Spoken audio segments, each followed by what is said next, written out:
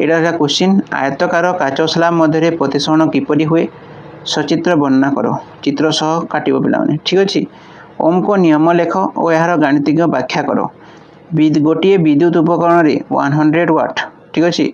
100 वाट और 200 वोल्ट लिखा यार प्रतिरोध केते ठीक अच्छे। तो जदि एते लेखा तार प्रतिरोध केते हेबो सेटा तो माने करिवो ठीक अच्छे बाहर करिवो आंसर जो दरकार पिला माने टेलीग्राम रे जॉइन हो जाओ लिंक डिस्क्रिप्शन रे थिबो ठीक अच्छे। तो जानीगल तो प्रथम चित्र करके लिखिबो नचेत कोन करिवो ओम को नियम करके प्रॉब्लमटा करिवो 4 मार्क पई ठीक अच्छे। तापर हमें देखिबा तमरो कोन ना तमरो को क्वेश्चन 2 नंबर क्वेश्चन ठीक अच्छे। देखो 2 नंबर क्वेश्चन कोन कहछि पिला माने 6 कार्बन विशिष्ट पृक्त हाइड्रोकार्बन रो सड़ख श्रृंखल और चक्रीय श्रृंखल विशिष्ट यौगिकर अणु संकेत और संरचना लेख ठीक अच्छे। 6 कार्बन विशिष्ट पृक्त हाइड्रोकार्बन माने कौन 6 कार्बन बोले C6H केते हेबो पे माने पृक्त कहिछि माने 6 दुणे 12 प्लस 2 हेबो तो 14 तो केते हेबो C6 तमरो H14 पृक्त हाइड्रोकार्बन रो सड़ख श्रृंखल और चक्रीय श्रृंखल विशिष्ट यौगिक संकेत लिखा कही माने एमती 6टा कर गोटे सड़क हो गला यहाँ ठीक अच्छे 5टा 6टा होगा आ गए तुमने ये एज बसैब सबुआड़े ठीक अच्छे एज लगेब तापर तुमने कौन कर ना चक्रीय कर माने 4टा करदेव एमती ठीक अच्छे तापर कौन कर ना 6टा अच्छे ना साइक्लो एक्शन करदेव ठीक अच्छे साइक्लो एक्शन तुमने करदेव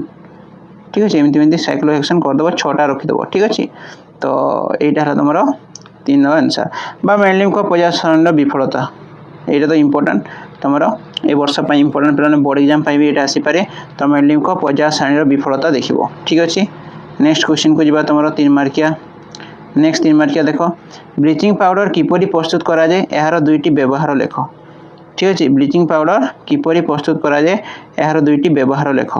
बा पिला माने सोलेनॉइड रे विद्युत स्रोत जनित चुंबकीय क्षेत्र किपरि सृष्टि हुए बुझाओ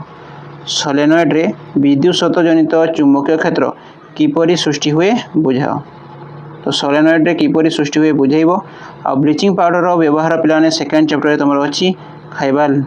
अम्ल क्षार और लवण रे तो ब्लीचिंग पाउडर रो प्रस्तुति कौटी आम करिथाउ केमिति करिथाउ आर यार 2टी व्यवहार लिखिबो त माने ठीक अछि आ सोलेनॉइड तमरो लिखिबो लास्ट पाठ रे थिबो पूरा लास्ट पाठ ठीक अच्छे। नेक्स्ट क्वेश्चन को जा देख नेक्स्ट क्वेश्चन तो मैंने कौन कही 40 सेमी वक्रता व्यासार्ध विशिष्ट एक समतल दर्पण सम्मुख में 10 सेमी दूर में गोटे वस्तु अवस्थित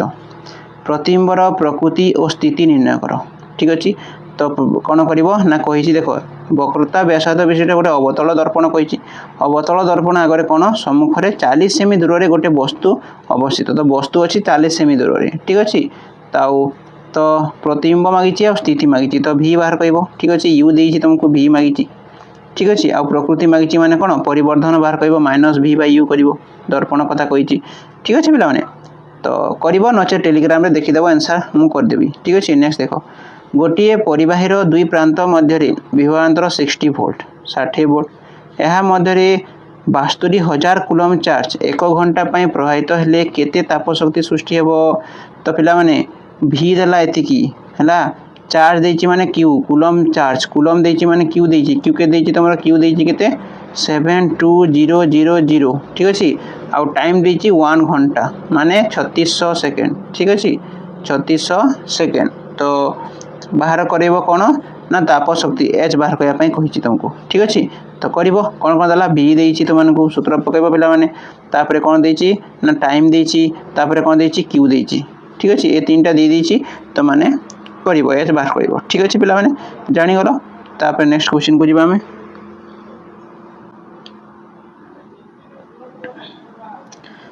फ्रेमिंग को 2 मार्किया से 3 मार्क सर प्रथम 4 2 मार्क गला तापर 3 मार्क 3टा गला पिला माने तुम 4 4 8 मार्क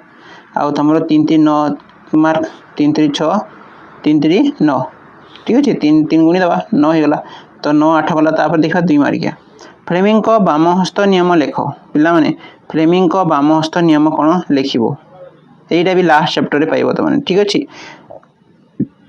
तापर किंबा गोटे देछि तुमको 5 ओम ठीक अच्छे 10 ओम आउ तुम 20 ओम एमती तीनोटी प्रतिरोध R1 देती है मन कर यहाँ R2 देती है R3 देती तुमको आउ कनेक्ट अच्छी 6V समांतराल भाव संयोग कराई तो समूह प्रतिरोध केते तो समूह प्रतिरोध आम 1/R बाहर करवा सबको 1/कर मिसई देव यहाँ प्लस 1/एति प्लस 1/एति ठीक अच्छे केमी कर देख 1/R इक्वल टू तुम कर 1/5 प्लस 1/10 प्लस 1/20 ठीक अच्छे ये देखो सल्व करदेव जहाँ से उल्टे देव यहाँ 1/R अच्छे R बाहर कौन हम जहाँ यार आंसर आसो ताकू उल्टे देव बाहर जीव ठीक अच्छे जानीगल नेक्स्ट क्वेश्चन को जा देख विपद संकेत सूचाउथवा आलोकर वर्ण लाल कहीं होता है पिला पढ़ो इंद्रधनु पाठरे चक्षु पाठरे पाइब तुम यहाँ चक्षु पाठरे तुम पाइब यहाँ विपद संकेत सूचाउथवा आलोकर वर्ण लाल कहीं होता है ठीक अच्छे नेक्स्ट देखा देख उत्तल लेंस सम्मुख वस्तुटी F1 और 2F1 मध्य रहिले प्रतिबिंब किपरि सृष्टि हेबो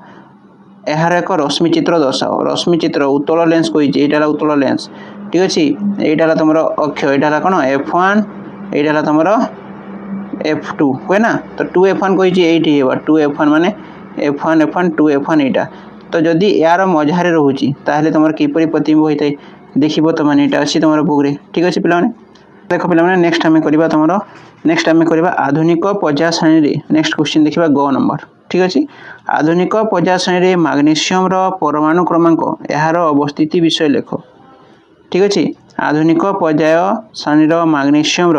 परमाणु क्रमांक यार अवस्थिति विषय लेख तो अवस्थिति विषय लिख कि पे एथिन संकेत संरचना लेख एथिन संकेत संरचना तुम कर ठीक अच्छे नेक्स्ट क्वेश्चन को जा देख यहाँ घ नंबर कपर वायु किपरि संरक्षण सम्मुखीन हुए कपर वायु किपरि संरक्षण सम्मुखीन हुए लेख से लिख कि क्लोरो आल्काली प्रणाली कहले कौन बुझ ठीक अच्छे क्लोरो आल्काली प्रणाली कहले कौन बुझ यहाँ है इंपोर्टेंट पे मैंने यहाँ है तुम फिजिकल साइंस तापर लाइफ साइंस भी अच्छी ठीक अच्छे किंतु पे मैंने लाइफ साइंस तुम मुझे पढ़ेबी नेक्स्ट वीडियो रे ठीक अच्छे यहाँ है तुम फिजिकल साइंस तुम